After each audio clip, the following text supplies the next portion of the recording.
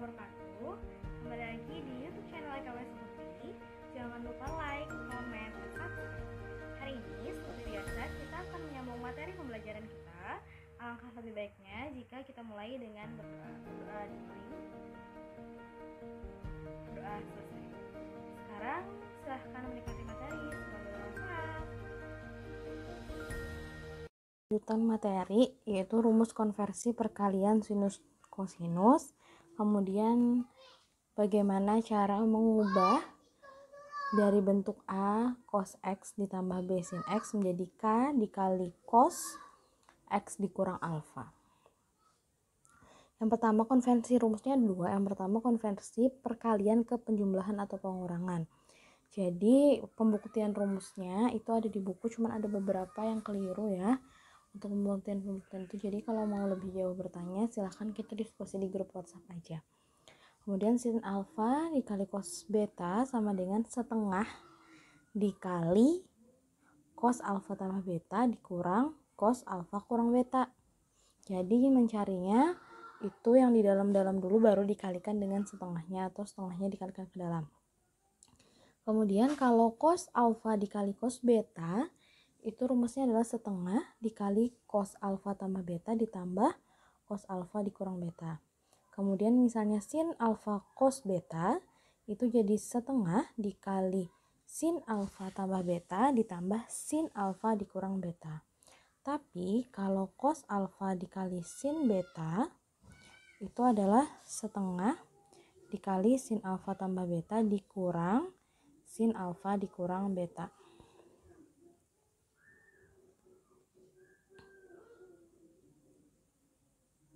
Contohnya, cos 75 derajat ditambah cos 15 derajat. Alfa betanya boleh nggak Bu ditukar? Boleh. Tapi kalau ditukar ketika perkalian nanti jadinya negatif. Jadi akan lebih direkomendasikan jika rumus yang di depan itu lebih besar daripada rumus yang kecil, atau ketika ditambahkan atau dikurangkan itu hasilnya merupakan sudut istimewa. Nah, cos alfa dikali cos beta tadi kan setengah dikali cos alfa tambah beta ditambah cos alfa dikurang beta. Nah, jadi ini dimasukkan juga alfanya adalah 75 dan betanya adalah 15. Begitu. Sehingga didapat setengah dikali 75 derajat tambah 15 derajat adalah 90 derajat, 75 derajat dikurang 15 derajat adalah 60 derajat. Cos 90 derajat adalah 0, cos 60 derajat adalah setengah. Jadinya setengah kali setengah adalah 1/4. Nah, untuk soal-soal lain bisa dicari lagi di buku. Kalau mau diskusi di WhatsApp juga boleh ya. Nah, kemudian konversi dari penjumlahan ke perkalian. Jadi ada sin A ditambah sin B, sebenarnya sama aja sin alfa beta ya. Sama dengan 2 dikali setengah A tambah B dikali sin setengah dari A kurang B. Kalau sin A dikurang sin B, maka 2 dikali cos setengah A tambah B dikali sin kali setengah A kurang B. Kalau cos tambah cos itu jadinya 2 dikali cos setengah A tambah B dikali cos setengah A kurang B. Nah, kalau cos dikurang cos jadinya adalah negatif 2 sin setengah A tambah B dikali sin setengah A kurang B. Nah, ada tan ini kenapa jadi disebut konversi ke perkalian? Karena perkalian dengan per. Jadi anggapannya 2 dikali sin A tambah B dikali 1 per gitu. Cos A tambah B ditambah cos A kurang B. Cuman kalau tan ini jarang sih keluarnya. Cuman supaya kalian tahu aja. Nah, bedanya kalau yang tadi kurang jadinya 2 dikali sin A kurang B, kemudian bawahnya tetap sama. Contoh soalnya, nyatakan 6x tambah 2x dalam bentuk hasil kali. Sin 6x tambah 2x masukkan, A-nya adalah 6x, B-nya adalah 2x. Jadi 2 dikali setengah 6x ditambah 2x dikali cos setengah 6x dikurang 2x.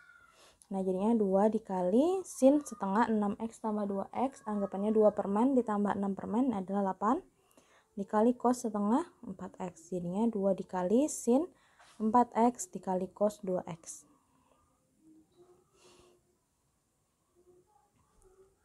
Kemudian nyatakan bentuk dalam perkalian juga. Ini cos 7x dikurang cos x.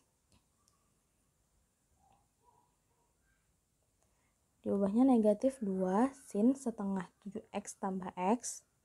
X itu anggapannya 1x ya, dikali sin setengah 7x kurang x. Jadinya negatif 2 sin setengah dikali 8x dikali sin setengah kali 6x.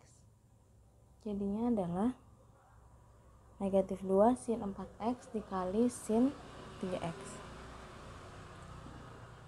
Nah, kita masuk ke bentuk A cos x ditambah B sin x ditambah sama dengan K dikali cos x dikurang alfa. Nah, dengan rumus K sama dengan A kuadrat tambah B kuadrat. A itu adalah koefisien atau angka yang berada di depan cos x, dan B itu koefisien atau angka yang berada di depan sin x, dan tan B adalah B per A.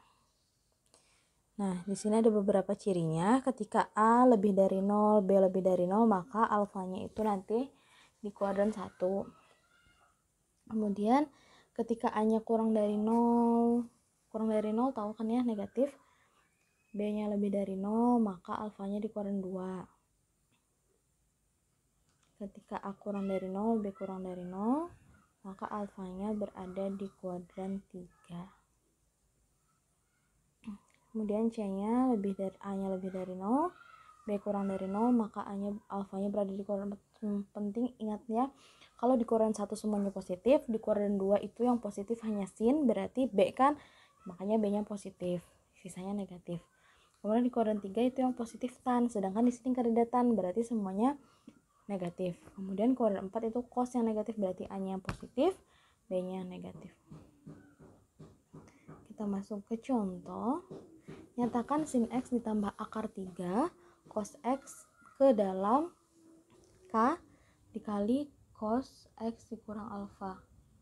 Nah, ini bentuknya kan cos tambah sin, berarti bisa dibalik dulu menjadi sin x ditambah akar 3 cos x berubah menjadi akar 3 cos x ditambah sin x. A-nya adalah akar 3, B-nya adalah 1.